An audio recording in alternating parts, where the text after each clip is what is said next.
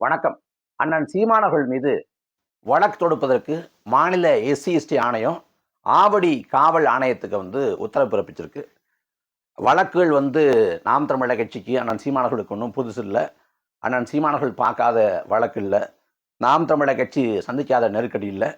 இங்கே காவல்துறை முதல் என்ஐஏ வரைக்கும் பார்த்தாச்சு. குண்டர் சட்டம் முதல் தேசிய பாதுகாப்பு சட்டம் வரைக்கும் நாம் தமிழர் கட்சி ஏற்கனவே பார்த்தது தான். அண்ணன் மேலே பல வழக்குகள் ஏற்கனவே வரிசை கட்டி நிற்குது.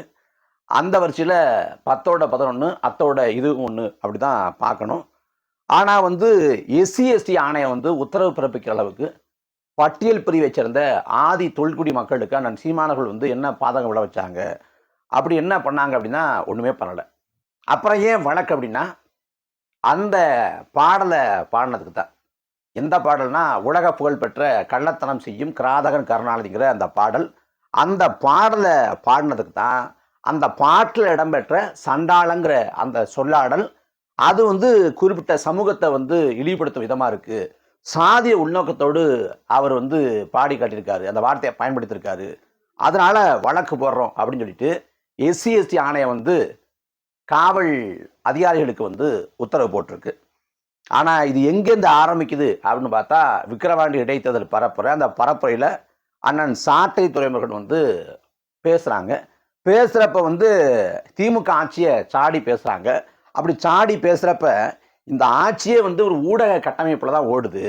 இன்றைக்கி உதயநிதிக்கு உதயநிதி உலகம் போற்றும் உதயநிதி அப்படின்னு ஒரு பாட்டு பாடுறாங்க அப்படின்னு அதை நையாண்டி அந்த பாட்டை பாடி காட்டுறாரு. அப்படி பாடி காட்டுறப்ப பாளையங்கோட்டை சிறையிலே பாம்பு பள்ளிகளுக்கு நடுவினிலே அப்படின்னு கருணாநிதிக்கு ஒரு பாட்டு போட்டாங்க. நானும் பாளையங்கோட்டையில் இருந்தேன், அங்கெல்லாம் அப்படிலாம் ஒன்றும் இல்லை அப்படின்னு அதை சொல்லி காட்டிட்டு அப்படியே கள்ளக்குடி கொண்ட கருணாநிதி வாழ்க்கவே அப்படிங்கிற பாட்டு, அந்த பாட்டை பாடி போன தலைமுறையில் ஒப்பேற்றினாங்க, ஏமாத்தினாங்க அப்படின்னு சொல்லி வர்றப்ப அந்த பாடலை மாற்றி இன்னொரு வடிவமாக ஒரு பாட்டு இருக்குது. அந்த பாட்டு தான் கள்ளத்தனம் செய்யும் கிராதகன் கருணாநிதிங்கிற பாட்டு. இந்த பாட்டை திருச்சியில் ஒரு தடவை வானொலி நிலையத்தில் அண்ணன் சீமானவர்கள் உட்காந்து பாடிக்கிட்டு இருந்தாங்க. எல்லாரும் மிரண்டு போயிட்டாங்க அப்படின்னு அதை பாடி காட்டுறாரு.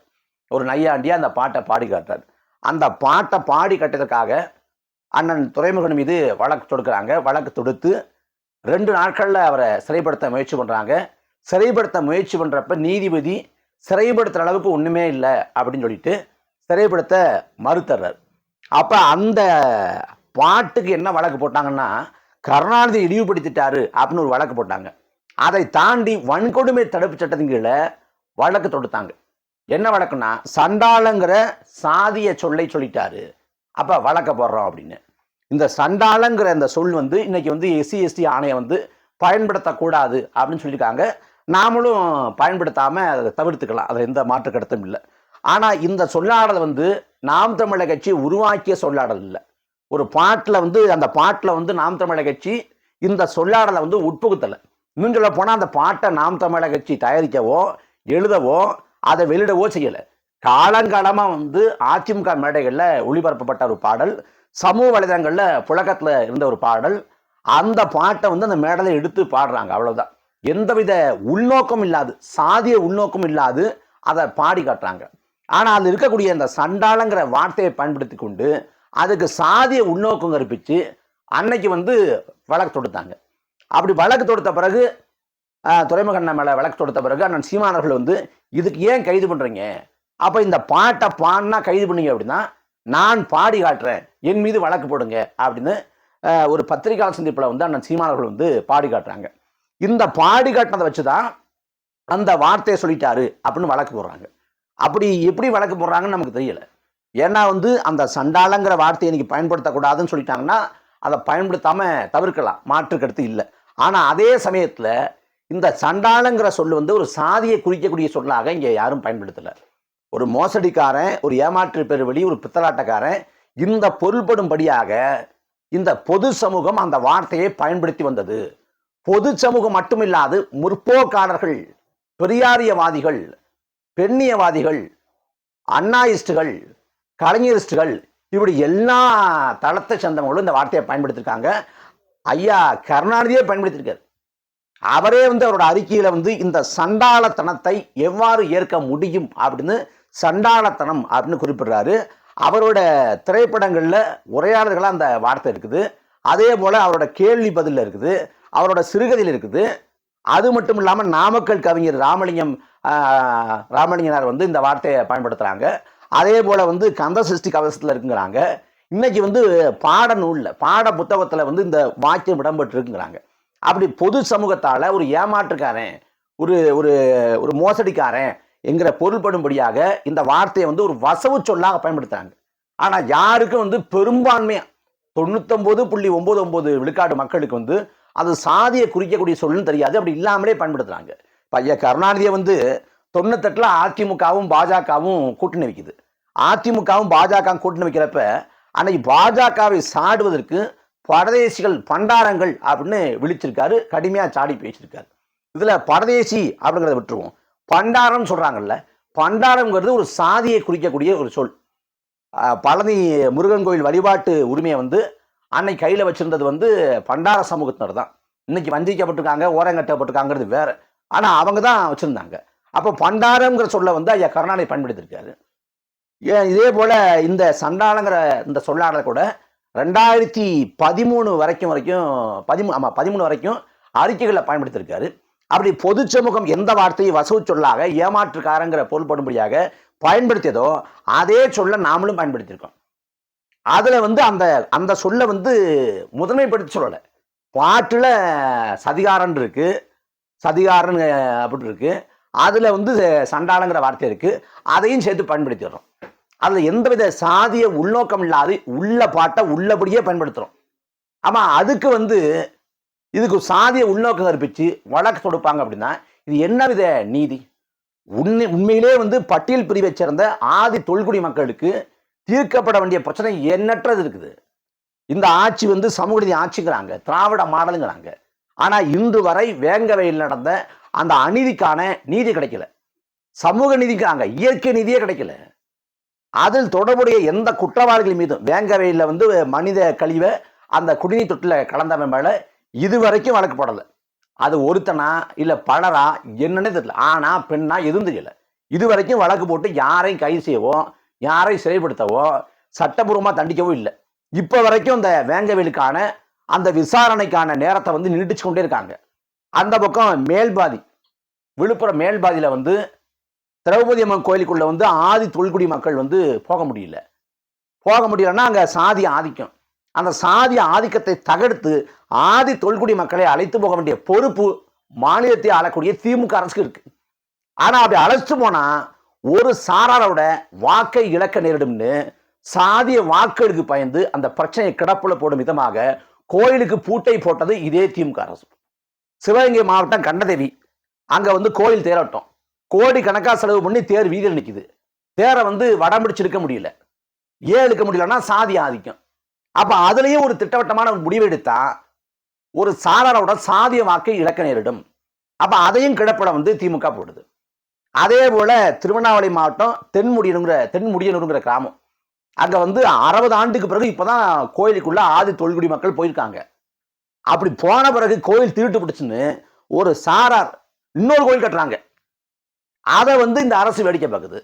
சேலத்துல வந்து கோயிலுக்குள்ள வந்து ஆதி தொல்குடி மக்கள் போயிட்டாங்கிறதுனால தீவட்டிப்பட்டிங்கிற அந்த ஊர்ல பெரிய சாதிய மோதல், அந்த பிரச்சனை கிடப்பில் போடப்பட்டிருக்கு. இப்படி சாதிய மோதல்களும் சாதிய அந்த சிக்கல்களும் தீர்க்கப்படாம கிடப்பில் போடப்படுது. ஏன்னா பிரச்சனையை தீர்த்து விட்டா எப்படியும் ஒரு சாராரோட வாக்கை இழக்க நேரிடும்னு திமுக அரசு சாதிய மனப்பாங்கோடு வாக்கரசியல் நோக்கத்தோட இந்த பிரச்சனைகளை அணுகுது. இதுல எல்லாம் முதன்மையாக கவனம் செலுத்த வேண்டிய SC/ST ஆணையம் திமுகவோட இந்த அரசியலுக்கு எப்படி பலிகடாகுது? அவங்க தான் இதுக்கு உள்நோக்கம் கற்பிச்சு வழக்கு போடுவேன்னா இதுல அவங்கள போலவே SC/ST ஆணையமும் செயல்படுறத எப்படி ஏற்க முடியும்? எவ்வளவு பட்டியல் பிரிவு மக்களுக்கான அந்த ஆதி தொல்குடி மக்களுக்கான எவ்வளவு சிக்கல் இருக்கு. ஆணவ கொலைக்கு தனிச்சட்டம் இயற்ற வேண்டும் தொடர்ச்சியா வந்து அண்ணா திருமா கோரிக்கை வைக்கிறாங்க. நாம் தமிழக கட்சி அந்த கோரிக்கையை வந்து வழிமொழியுது. எவிடன்ஸ் கதிர் போன்றவங்க அதை வலியுறுத்துறாங்க. அது குறித்தான தரவுகளை வந்து ஐயா ஸ்டாலின்கிட்ட கொடுத்து ஆணவ கொலைக்கு தனிச்சட்டம் ஏற்றுங்க அப்படின்னு சொல்லியிருக்காங்க. ஆனா இன்று வரை ஆணவ கொலைக்கு தனிச்சட்டம் ஏற்ற முடியாதென திட்டவட்டமாக மறுத்து கொண்டிருக்கிறது ஆளக்கூடிய திமுக அரசு. ராஜஸ்தான் மாநிலத்தில் ஆணவ கொலைக்கு எதிராக தனிச்சட்டம் ஏற்றிட்டாங்க. ஆணவ கொலைக்கு எதிராக, கும்பல் படுகொலைக்கு எதிராக தனிச்சட்டம் ஏற்றுறாங்க. அங்க வந்து சமூக நீதினு பேசல, திராவிட மாடல் அப்படின்னு பேசல, பெரியார் அண்ணா முற்போக்கு அவெல்லாம் பேசல. ஆனா அங்க ஏற்றப்ப தமிழ்நாட்டிலேயே ஏற்ற மாட்டேங்கிறாங்க. ஏன் ஏற்ற முடியாது? ஏற்றலாம், ஏற்ற மனசு இல்ல. இப்ப வன்கொடுமை தடுப்பு சட்டமே போதுமானது, எதுக்கு வந்து தனியா ஆணவ கொலை தடை சட்டம் கேட்கிறாங்க. இப்ப பட்டியல் பிரிவில் இருக்கக்கூடிய அந்த ஆதி தொல்குடி மக்கள்கிட்டயே இப்ப வந்து பறையருக்கும் பல்லருக்குமோ இல்ல வந்து பல்லருக்கும் அருந்தருக்குமோ மோதல் வந்து அங்க ஆணவ கொலை நிகழ்ந்தால் இந்த வன்கொடுமை தடுப்பு சட்டம் பொருந்தாது. கடைசியா வந்து ஒரு வன்கொடுமை நடந்துச்சு. அந்த வன்கொடுமையில அதுல வந்து கொலை செய்யப்பட்டவர் வந்து ஒரு இஸ்லாமியர், கொலை செஞ்சவங்க தரப்பு வந்து பட்டியல் பிரிவை சேர்ந்தவங்க. அப்ப அதுக்கு வன்கொடுமை தடை சட்டம் பொருந்தாது. அப்ப இந்த வழக்கு முதன்மைத்துவமாக கவனிக்கப்படாது. அப்போ சாதாரண கொலை வழக்காக மாறி போகும். அப்ப அதுக்கு தான் இந்த சாதி ஆணவ கொலைக்கு எதிராக தனிச்சட்டம் வேணும் அப்படின்னு கோரிக்கை வைக்கிறாங்க. ஆனா இயற்ற முடியாது அப்படின்னு மறுக்குது இதே திமுக அரசு. அதே போல வகுப்புவாரி பிரதித்துவம், இடஒதுக்கீடு, அதை நிலைநிறுத்துவதற்கான சாதிவாரி கணக்கெடுப்பு வேணும் அப்படிங்கிறாங்க. சாதிவாரி கணக்கெடுப்பு வேணும் அப்படின்னு. ஆனா இங்க திமுக அரசு எங்களுக்கு அதிகாரம் இல்லை, அதை மத்திய அரசு தான் எடுக்கணும் அப்படிங்குது. ஆனா ஐயா ராகுல் காந்தி சொன்னாங்க, காங்கிரஸ் ஆளக்கூடிய மாநிலங்கள்ல சாதிவாரி கணக்கெடுப்பை எடுப்போம் அப்படின்னாங்க. ராஜஸ்தான்ல எடுப்பதற்கான முயற்சி மேற்கொள்ளப்பட்டு அதுக்குள்ள ஆட்சி மாறிடுது. காங்கிரஸ் ஆட்சி இல்லாம ஆட்சி மாறிடுது. இப்படி காங்கிரஸ் ஆளக்கூடிய மாநிலங்கள்ல சாதிவாரி கணக்கெடுப்பு எடுப்போம்னு ராகுல் காந்தி சொல்லுவார்னா அப்ப மாநிலங்களுக்கு அதிகாரம் இருக்குன்னு தானே பொருள். பீகார்ல எடுத்திருக்காங்கல்ல, பீகார்ல வந்து அங்க இடஒதுக்கீடு ரத்து செய்யப்பட்டது வந்து உச்ச வரம்பா இருக்கக்கூடிய இடஒதுக்கீட்டோட உச்ச வரம்பா இருக்கக்கூடிய 50 விழுக்காட்டை தாண்டி 65 விழுக்காடுன்னு போயிட்டாங்கிறது தான். தமிழ்நாட்டில் 69 விழுக்காடு அதிகபட்சமா இருக்கு. ஆனா மற்ற மாநிலங்களில் 50 விழுக்காட்டை தாண்ட முடியாது. ஏன்னா உச்சவரம்பு அவ்வளவுதான். அப்ப அந்த உச்சவரம்பை தாண்டினதால தான் ரத்து செய்யப்பட்டதே ஒழிய சாதிவாரி கணக்கெடுப்பு எடுக்க மாநில அரசுக்கு அதிகாரம் இல்லை அப்படின்னு ஒருபோதும் சொல்லல. இப்படி சமூக நீதியை, சமத்துவத்தை, அனைவருக்குமான வாய்ப்பை உறுதி செய்ய வேண்டிய எந்த இடத்துலையும் உறுதி செய்யாத அந்த அரசு ஒரு ஒரு சார்பு நிலையோட இயங்குது. சாதிய கொலைகளை, சாதிய மோதல்களை, சாதிய வன்முறைகளை, சாதிய சிக்கல்களை தீர்க்காம வேடிக்கை பார்க்குது. அப்ப இதுல கவனம் செலுத்தாம ஒரு பாட்டை எடுத்துக்கிட்டு இந்த பாட்டுல இந்த வரி இருந்துச்சு அப்படின்னா, இப்ப அண்ணன் அமீர் இயக்கிய பருத்தி வீரன் படத்துல அந்த சண்டாளி அப்படிங்கிற வார்த்தையை வந்து சண்டாளங்கிறது ஆண்பால் போல, சண்டாளிங்கிறது பெண்பால் போல, சண்டாளி உன் பாசத்தால அப்படின்னு ஒரு வரி வருது. அதே போல ஜிவி பிரகாஷோட ஒரு படத்துல ஒரு பாடல் சண்டாளி உன் நினப்பல அப்படின்னா தொடங்குது. அப்ப இதெல்லாம் சண்டாளி அப்படின்னு இயற்றினவங்க எழுதினவங்க மேல எல்லாம் வளர்க்கப்படுவாங்களா? இது எப்படி புரிஞ்சுக்கிறது? இந்த சிக்கலுக்கு பிறகு, இது எல்லாத்துக்கும் பிறகு அதிமுக சார்பாக விடுக்கப்பட்ட, அதிகாரப்பூர்வமாக விடுக்கப்பட்ட அறிக்கையில இந்த சண்டாளங்கிற வார்த்தை இருக்கு. தாமோ அன்பரசன் வந்து ஜெயலலிதா மேல கொச்சையா பேசுறாங்க. கொச்சையா பேசின பிறகு வளர்மதி, அதிமுகவை சேர்ந்த முன்னாள் அமைச்சர் வளர்மதி சார்பாக ஒரு அறிக்கையை கொடுக்கப்படுது. அந்த அறிக்கையில வந்து சண்டாளங்கிற வார்த்தை இருக்கு. அதே போல முன்னாள் அமைச்சர் அதிமுகவை சேர்ந்த ஜெயக்குமார் அவர்கள் அவங்க பயன்படுத்துறப்ப சண்டாளங்கிற வார்த்தையை வந்து பயன்படுத்துறாங்க. இந்த சிக்கல் எல்லாம் நடந்த பிறகு அப்ப வளர்மதி மேல வந்து இந்த வழக்கு பாயுமா? அந்த பக்கம் ஜெயக்குமார் மேல இந்த வழக்கு பாயுமா? அப்ப இந்த வழக்குல கூட எவ்வளவு உள்நோக்கம் இருக்கு பாருங்க. அப்ப இந்த வார்த்தையை பிடிச்சுக்கிட்டு சாதிய உள்நோக்கம் இருப்பிச்சு அண்ணன் சீமானவர்கள் மேல வழக்கு போறாங்களா? அருணாச்சல ஆணையத்தோட அறிக்கை சொல்லுது, தூத்துக்குடியில வந்து மக்களை கொண்டவங்க மேல வழக்க போடுங்கன்னு. ஒருத்தங்க மேல வழக்கு போட துப்பு இல்லை. மனித உரிமையை மீற விதமாக, மனித வதையில் ஈடுபடும் விதமாக பல்வீசுங்கிற ஒரு அதிகாரி, காவல்துறை அதிகாரி சிறைவாசியோட பல்ல பிடுங்கண்ணா அவன் மேல வழக்க போடுங்கன்னு எல்லா தரப்பும் சொல்றாங்க. அவங்க மேல வழக்கு போடல, அந்த அதிகாரி மேல வழக்கு போடல.